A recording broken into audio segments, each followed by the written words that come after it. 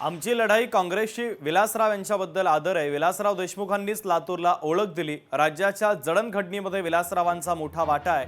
आमच्या प्रदेश अध्यक्षांचे शब्द चुकले असं फडणवीसांनी आता म्हटलेलं आहे। प्रदेश अध्यक्ष रवींद्र चव्हाणांनी दिलगिरी व्यक्त केली। मुख्यमंत्री फडणवीसांनी वक्तव्य केलं।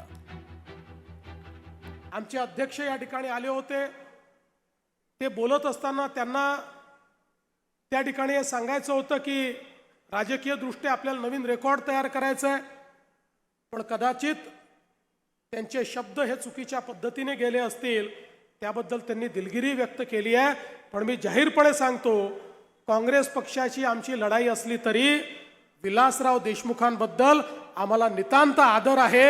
या महाराष्ट्रातले एक महत्त्वाचं नेतृत्व ते आहे।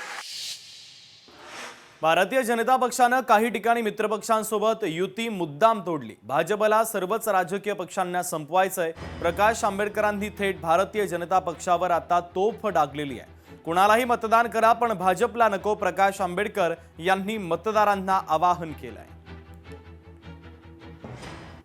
जो काही वाटाघाटीतला अनुभव आहे, चर्चेतून असताना जे काही घडलं, त्यातून एवढंच मी सांगू शकतो की सत्ताधारी पक्षाने आमच्याशिवाय इतर कोणाशीच युती होणार नाही अशीच भूमिका घेतली। दबावाचं तंत्र, ब्लॅकमेलिंगचं तंत्र हे आता मॅक्सिमम पद्धतीने वापरायला लागले तशी परिस्थिती आहे। अहिल्यानगरमध्ये महापालिका निवडणुकीची रणधुमाळी सुरू आहे। माजी खासदार सुजय विखे यांनी आता निलेश लंके यांच्यावर जोरदार निशाणा साधला। लोकसभा निवडणुकीनंतर काय काम केलं ते दाखवावं, शहरामध्ये एकतरी भरीव काम दाखवावं असं आव्हान आता सुजय विखे यांनी दिलेलं आहे। खासदार असताना 2 वर्षात 80 कोटींची कामं केली असं विखे पाटील यांनी म्हटलेलं आहे। महाविकास आघाडीचे नेते जे त्यांचं प्रतिनिधित्व करत आहेत, वेगळ्या वेगळ्या ठिकाणी नारळ फोडत आहेत। नारळ फोडत अडचणी नारळ 5 रुपयाला येते, पण गोणी नारळ मिळतात।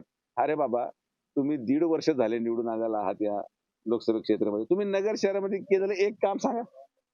तुम्ही आज जनतेकडे मतदान ज्या आधारावर मागायला गेलं, मी माझी खासदार असून देखील आमदार असतील, मी असेल, आम्ही एकत्रितपणे माननीय पालकमंत्री महोदयांच्या मार्गदर्शनाखाली जवळपास 80 कोटी कामं मागच्या 2 वर्षामध्ये आम्ही करून दाखवले। तर नारळ फोडा, प्रचार करा, पण लोकांना आता हे कळलेलं आहे। लोकशाही मराठी ऐका, पहा, जागरूक रहा।